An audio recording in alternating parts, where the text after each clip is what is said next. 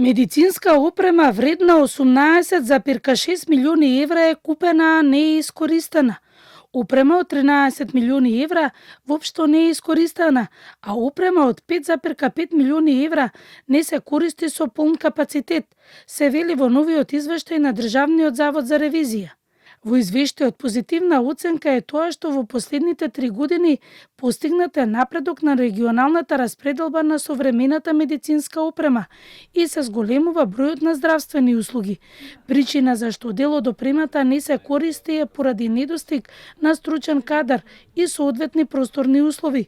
Вкупно биле обезбедени 9 линеарни акцелератори со вкупна набавена вредност од 21,8 милиони евра за вршење радиотераписки услуги за пациенти со малигни заболувања.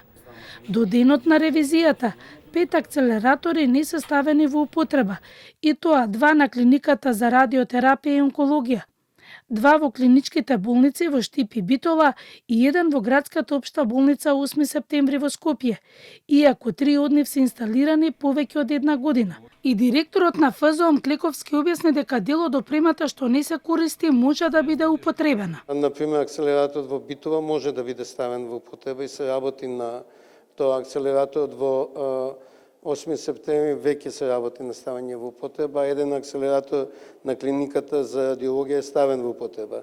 И спомнувам акцелераторите, пошто се тие по цена на чиниот 1,5 до 2 милиони евра и се значени во оваа ставка на неупотребени апарати. Иако се набавени акцелератори за други болници, сите услуги во периодот од 2021 до 2023 година ги обезбедува единствено клиниката за радиотерапија и онкологија, каде се третираат на 2300 пациенти годишно, или во просек се вршат по 200 зрачења дневно.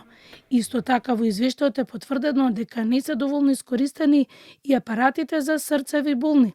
Од вкупно 18 ангиографи не се доволно искористени пред се поради недостаток на стручен кадар и необезбедени просторни услови. Според податоците на Мој термин, за 68% се зголемиле бројот на прегледи со ангиограф во споредба со 2021 година, кога биле набавени апаратите.